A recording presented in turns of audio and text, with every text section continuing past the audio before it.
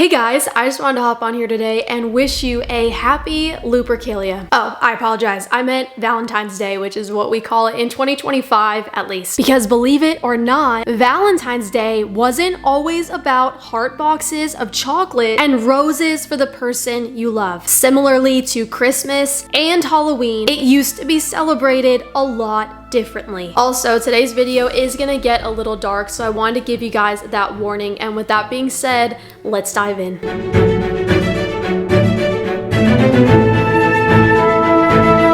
You know what continues to amaze me is that when you don't know much about something, it can completely go over your head if you don't know what you're looking for. Like, I used to watch this show called Chilling Adventures of Sabrina, and it was based on Sabrina the Teenage Witch, and I had no idea until today that they celebrate the real Valentine's Day in that show. They celebrate Lupercalia and all its festivities. Lupercalia gets the blood pumping in ways our other more staid traditions simply do not. So, what is Lupercalia? Lupercalia was a major festival on the Roman calendar, and every year it would be celebrated on February 15th, just one day shy of what we now call Valentine's Day. Each year, they would honor the pagan god known as Lupercus, its name deriving from lupus, meaning wolf in Latin, which has suggested connection with an ancient deity who protected herds from wolves, and with the legendary she-wolf who nursed Romulus and Remus. Romulus and Remus were twin brothers who founded Rome in 753 BC after King Amulets had ordered the twins to be drowned in the Tiber River shortly after birth. The twins were then found in a basket floating in the river, and they were founded by a she-wolf who nursed them. And do you know that I audibly gasped when I saw this, because not only is this disturbing and demonic, but I actually saw this statue in person. I was visiting the Ringling Brothers Museum here in Florida, and when I saw this thing, I was like, absolutely not. Immediately no. But these twins, who were raised by this wolf, were said to be raised in her den at the base of Valentine Hill, which would later be named Lupercal. The festival of Lupercalia was a very violent and sexual affair. The origin of Valentine's Day, Lupercalia, is also associated with the god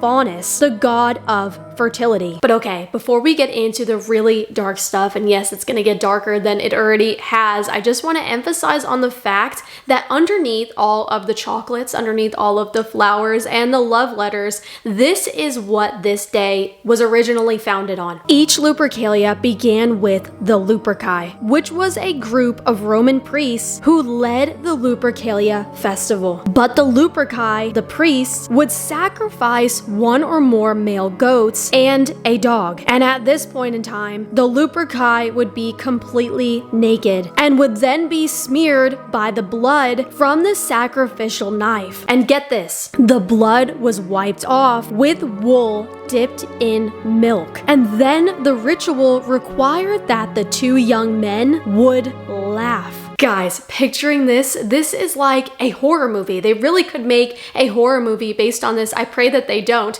but surprisingly, things get even darker and they get even weirder. After the sacrificial feast, the Luperci would cut thongs, which were whips from the skin of the animals they just sacrificed. And then they would run around the town, still naked or somewhat naked, striking any woman who came near them with this whip. Now, you may have many questions, but your ultimate question is probably like, Taylor, why on earth did these women willingly want to get whipped? Well, a blow from the thong was supposed to render a woman fertile. Many of the ladies of this time welcomed this and presented their bare skin to be lashed. Location was also important. For example, if a woman was lashed in her breast, it may lead to lactation. But the festival doesn't end there. Next, women's names were randomly drawn from jars by the men to decide who would couple with whom for the duration of the feasting. And learning this today, I instantly remembered how in elementary elementary school, we literally did this on Valentine's Day. But it was the opposite way around, where a girl would take a boy's name out of the hat and then we would write a love letter or just something sweet to our Valentine. And I would love to know in the comments if I am not alone on this memory. But during this stage of the festival, many of those couples would choose to stay together until the following year celebration. And quite a number of them would fall in love and often got married. And alright, so here is kind of a part 2 to all of this, and it's a short one, but I really wanted to include it because I found it really interesting. And you'll see why. Because Lupercalia is also believed to be strongly connected to the ancient Greek festival Arcadian Lycaea and the worship of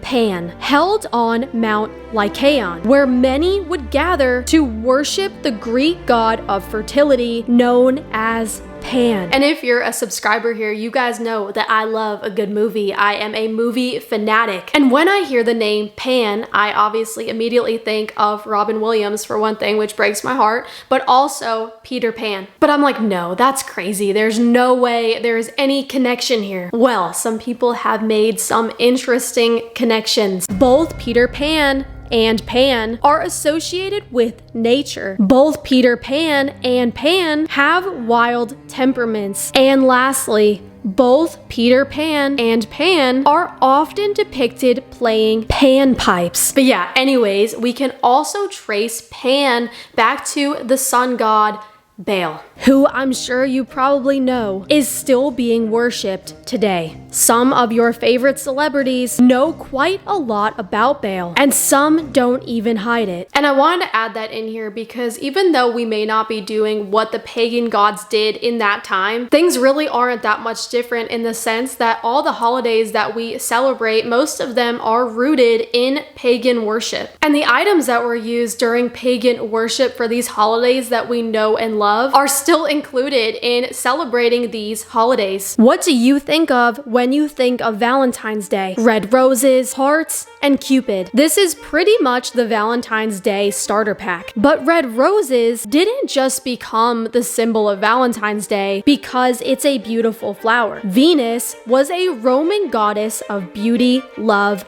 fertility, and sexual immorality, and was the Roman equivalent to the Greek goddess Aphrodite. But get this, you guys, guess what Venus's child is named? Venus is the mother of Cupid. What? And the red rose was the favorite flower of Venus, the Roman goddess of love. And researching for this video and having this channel for a year now, I have learned so much with you all. And I've just been blown away by the realization that most of the customs of today are often in connection with a pagan god. Cupid, who is often portrayed as this cute little baby with an arrow, ready to shoot anyone he can find to make them fall in love, is quite literally a pagan god. And at the heart of Lupercalia, at the heart of really where Valentine's Day originated, we see this fertility is why this all began, that women wanted to become fertile and wanted to have a child, but they were worshiping a false god, because we know that there is only one God